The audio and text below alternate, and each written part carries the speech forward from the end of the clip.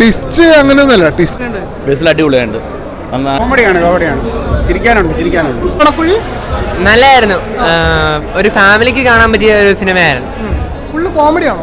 Full comedy എന്ന് പറയത്തില്ല, ഒരു ഹാഫ് ഓഫ് കോമഡിയും പിന്നെ കുറച്ച് നല്ല എന്റർടൈൻമെന്റ് ഒക്കെ ഉള്ളത്. മൊത്തത്തിൽ ബേസിലിന്റെ പ്രകടനം എങ്ങനെയുണ്ട്? നല്ലതാണ്. നല്ല പടം. കോമഡിയാണ് ചിരിക്കാനുണ്ട്. ലാസ്റ്റിലാണ് സെക്കൻഡ് പാർട്ട് കഴിഞ്ഞിട്ടാണ് അടിപൊളിയായിട്ടുള്ളത്. എനിക്ക് ഇഷ്ടപ്പെട്ടു.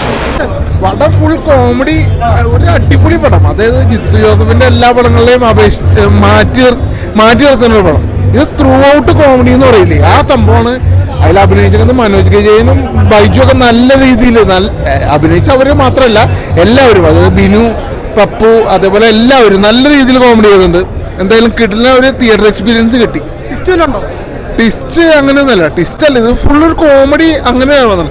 അതായത് പുള്ളിയുടെ പടത്തിന്റെ മേക്കിങ്, ജിത്തു ജോസഫിന്റെ ആ മേക്കിംഗ് ഒക്കെ കൊണ്ടുവരാം. അതായത് കൊലപാതകം അതൊക്കെ കൊണ്ടുവരാം, പക്ഷെ അത് കോമഡി രീതിയിൽ ചെയ്തു വെച്ചേക്കണു. അതുകൊണ്ട് തന്നെ ബെസ്റ്റ് തിയേറ്റർ എക്സ്പീരിയൻസ് ആണ്. ഫുൾ കോമഡിയാണോ? ബേസിലിന്റെ ബേസിൽ അടിപൊളിയായിട്ടുണ്ട്. ബേസിൽ അറിയില്ല, ബേസിലിന്റെ സ്ഥിരം നമ്പറുകൾ കംപ്ലീറ്റ് ഉണ്ട്. ബേസിലുള്ള ഗ്രേസറിനെ അടിപൊളിയായിട്ട് ചെയ്തിട്ടുണ്ട്.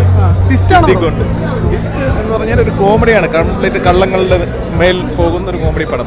നല്ല രസമാണ് പടം. സൂപ്പർ. ഫുൾ കോമഡിയാണോ? അത്യാവശ്യം കോമഡി. നല്ല ഒരു പ്രത്യേക മൂടുള്ള സിനിമയാണ്. നല്ല സിനിമയാണ്. ബേസിൽ അടിപൊളിയായിട്ടുണ്ട്. നന്നായിട്ടുണ്ട്. അടിപൊളിയായിട്ടുണ്ട്.